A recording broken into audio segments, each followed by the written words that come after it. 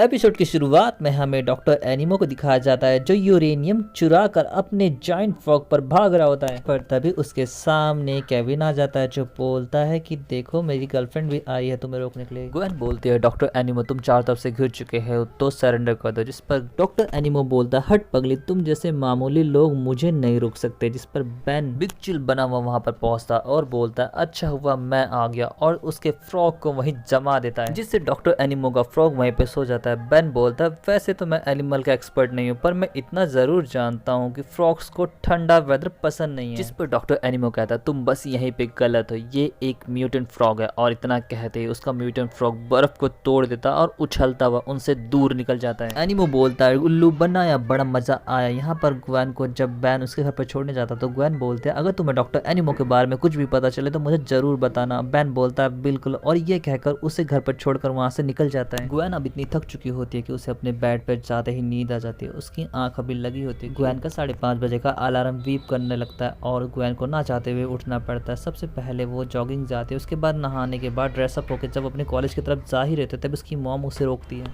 Gwen जब अपनी mom के पास जाती है तो वो बोलती है ग्वेन मुझे तुम्हारी मदद चाहिए, मुझे कुछ इन्विटेशन कार्ड तैयार करने तो तुम इसे कब तक तैयार कर दोगे। जिस पर ग्वेन कहती है इसमें ग्रैंडपा मैक्स और बैन का नाम तो है ही। ग्वेन की मॉम बोलते हैं क्योंकि बैन में टेबल मैनर्स नहीं है और ग्रैंडपा हमेशा वेकेशन वाले कपड़े में रहते हैं और ये एक फैमिली रीयूनियन है तो हम सोच रहे थे कि उन्हें ना बुलाएं। जिस पर ग्वेन कहती है जैसी आपकी मर्जी। पर मॉम आपको ये इन्विटेशन कार्ड कब तक चाहिए। जिस पर ग्वेन की मॉम बोलती है कल सुबह तक और ये कहकर जान लगती है। जब वो डोर खोलती है तो डोर पे बैन खड़ा होता है। ग्वेन की माँ बैन को बाय बोलकर वहां से निकल जाती है। बैन अंदर जाता और ग्वेन से पूछता है क्या तुम एनिमो के बारे में एक्स्ट्रानेट से इन्फॉर्मेशन कैसे निकाल सकते हैं, बता सकते हो। जिस पर ग्वेन बताती है मल्टी ग्लोबल एक्स्ट्रानेट से तुम्हें पता चल जाएगा। जिस पर बैन बोलता है क्या तुम पार्टी के लिए इनविटेशन कार्ड बनाने में किसी की मदद की जरूरत है। ग्वेन बोलती है बिल्कुल।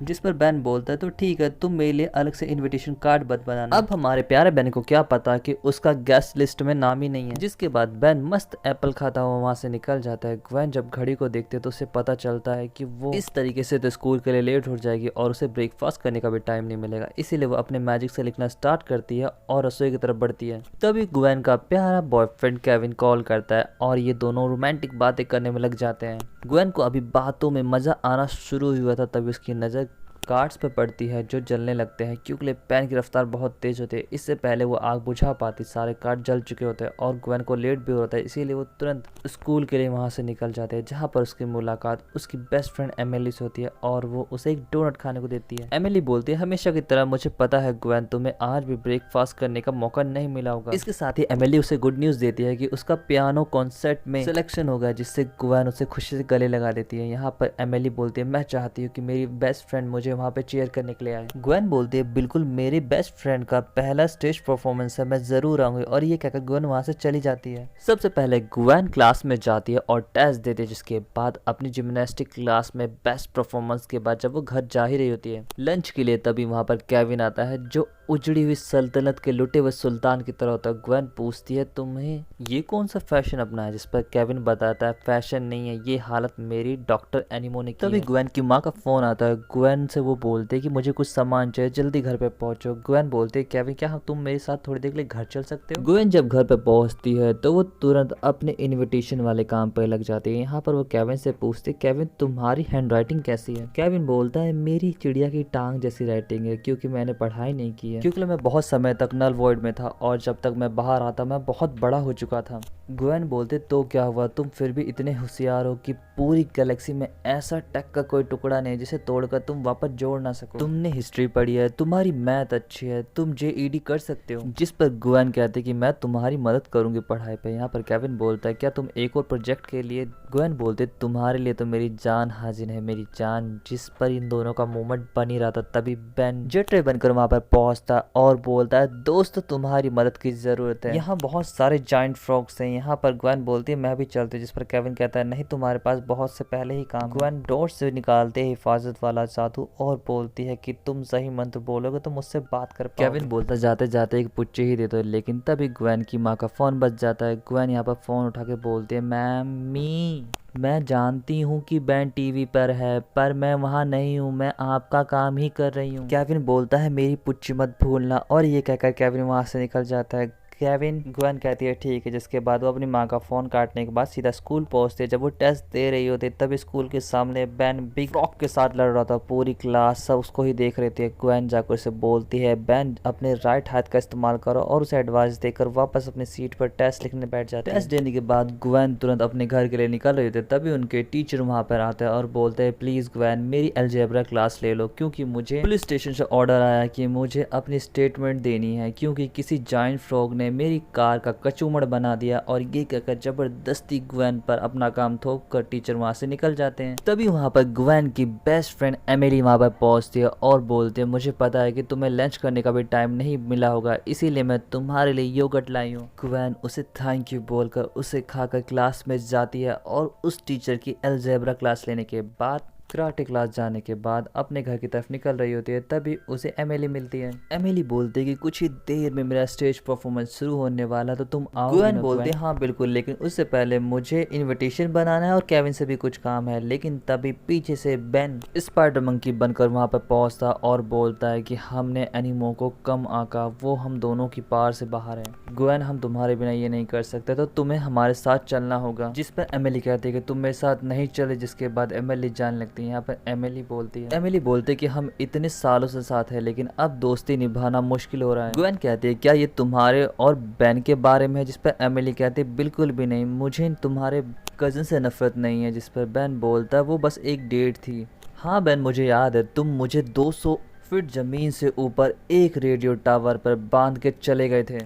बेन बोलता वो तुम्हारी सेफ्टी के लिए था, मैंने तुम्हें वेब से बांध दिया था, तुम गिरने वाली नहीं थी। जिस पर एमिली गुस्से से बोलती है थैंक यू बेन। ग्वेन तुम्हें पता है मुझे अभी पता चला कि मैं तुम्हारे कजन से सच में नफरत करती हूँ, क्योंकि कोई भी किसी को पहली डेट पर इतनी ऊंचाई पर छोड़कर नहीं जाता। और ग्वेन से ये बात कहकर एमिली वहां से चली जाती है। ग्वेन पीछे से एमिली को आवाज देती है, तो ग्वेन की बात का एमिली कोई रिस्पॉन्स नहीं देती। पीछे से बेन दौड़ के आता है और बोलता है तो तुम चल रही हो ग्वेन। जिस पर ग्वेन उदास मन से बोलती है हाँ बेन। फिर हमारे नौजवान केविन को दिखाया जाता है जो मेंढकों से मार खा रहा होता है। तभी वहां पर ग्वेन और बेन पहुंचते हैं। हमेशा की तरह डॉक्टर एमओ अपना प्लान बताना शुरू करता है कि मैंने एक ऐसी म्यूटेशन गन बनाई है जो एक बार में ही पूरी पृथ्वी को म्यूटेट कर सकती है। बेन बोलता है सुन बे घोंचू, इतना टाइम नहीं है मेरे पास, मेरी बहन बहुत जरूरी काम छोड़ कर आई है, तो हम लोग वो पिटाई शुरू करें जिसके लिए हम लोग यहाँ पे आए हैं। बेन और ग्वेन एनिमो पे टूट पड़ते हैं। दूसरी तरफ एमिली का स्टेज शो भी शुरू हो जाता है। जब वो ऑडियंस में देखती है तो उसकी दोस्त ग्वेन अभी भी ऑडियंस में नहीं होती, तो यहाँ पर एमिली दुखी मन से अपना परफॉर्मेंस स्टार्ट करती है। हमें बेन को दिखाया जाता है जो पिट रहा होता है और ग्वेन पे कई सारे म्यूटेंट फ्रॉग जब हमला करते हैं तो वो शील्ड बनाकर सभी को रोकने की कोशिश कर रहे थे। तभी उन पर म्यूटेशन रे से हमला करता है डॉक्टर एनिमो, लेकिन ग्वेन को तो कुछ नहीं होता। उसके सारे डॉक्टर एनिमो के जायंट फ्रॉग जरूर धराशायी होते हैं, जिसके बाद डॉक्टर एनिमो भागकर अपनी लैब में पहुंचता है। बेन भी उसके पीछे पहुंचता है। यहाँ पर डॉक्टर एनिमो उस गन की डायरेक्शन चेंज करके केविन की साइड कर देता है। बेन वापस से इंसान बन चुका होता है, तो वो गुद्दी पकड़ के बोलता है जल्दी से इसे सही करो नहीं तो मैं तुम्हारी गुद्दी नाप दूंगा। लेकिन वो तब तक गन शूट हो जाती है और वो केविन को हिट करती है, लेकिन हमारी प्यारी ग्वेन ने सही समय पर शील्ड बनाकर केविन को बचा लिया होता है। यहाँ पर केविन और बेन तेजी से डॉक्टर एनिमो की तरफ बढ़ते हैं। एनिमो फिर से अपने फ्रॉग को बुलाता है तो बेन तुरंत कैनन बोल्ट में बदल कर लड़ने जाता है। जब बात नहीं बनती तो खुद को अल्टीमेट कैनन बोल्ट में बदल कर डॉक्टर एनिमो के फ्रॉग पर हिट करता है, जिससे वो चारों खाने चित हो जाता है। लेकिन दूसरा फ्रॉग आकर बेन से जब लड़ने की कोशिश करता है तो बेन उसकी ही जीप पकड़ के घूम लगता है, जिससे जब वो फ्रॉग बेन के पास आता है तो एक ही मुक्के में उस फ्रॉग को सुला देता है और केविन यहाँ पर डॉक्टर एनिमो को पकड़ लेता है। ग्वेन जब फोन में टाइम देखते तो उसे याद आता है कि उसे एमिली के स्टेज शो में भी जाना था जो ऑलमोस्ट खत्म होने वाला था। तभी हमें एमिली को दिखाया जाता है जिसका परफॉर्मेंस खत्म हो चुकी होती है। जब वो ऑडियंस की तरफ देखती है तो ग्वेन भी वहां पर खड़ी होती है, जिससे उसकी खुशी का ठिकाना नहीं रहता। जब अपने घर पे पहुंचती है तो उसकी मॉम बताते है कि मैंने ग्रैंडपा और बेन को भी इन्वाइट किया और साथ में केविन को, जिस पर ग्वेन बोलती है ऑसम मॉम। और यहाँ पर उसकी माँ पूछती है बेटा तुम्हारा आज का दिन कैसा गया? ग्वेन बोलती है हमेशा की तरह बहुत बिजी, लेकिन मैं बहुत खुश हूँ कि आज सब कुछ सही हुआ, अंत भला तो सब भला। और मॉम मुझे नींद आ रही है तो मैं अपने रूम में सोने जा रही हूँ। और इसके साथ ही ये एपिसोड यहाँ पे खत्म हो जाता है। दोस्तों लास्ट में मैं ये बोलना चाहूँगा जिंदगी में दोस्त हजारों ऐसा ज़रूर नहीं, एक सच्चा और अच्छा दोस्त भी काफ़ी होता है। आपने काफ़ी दोस्त बनाए होंगे अपने कॉलेज और स्कूल में, उनकी कुछ यादें ताज़ा करें और मुझे उनमें से अपने बेस्ट फ्रेंड का नाम कमेंट में ज़रूर दें लिखकर, और अपने दोस्तों की एक फ़ोटो यादगार के तौर पर मैं आपके साथ शेयर करना चाहता हूँ। सो मेरे प्यारे दोस्तों, अब मिलता हूँ आपसे नेक्स्ट वीडियो में। आपको ये एपिसोड कैसा लगा ज़रूर बताएं। चैनल को लाइक और सब्सक्राइब करना ना भूलें। Thanks for watching. सायोनारा।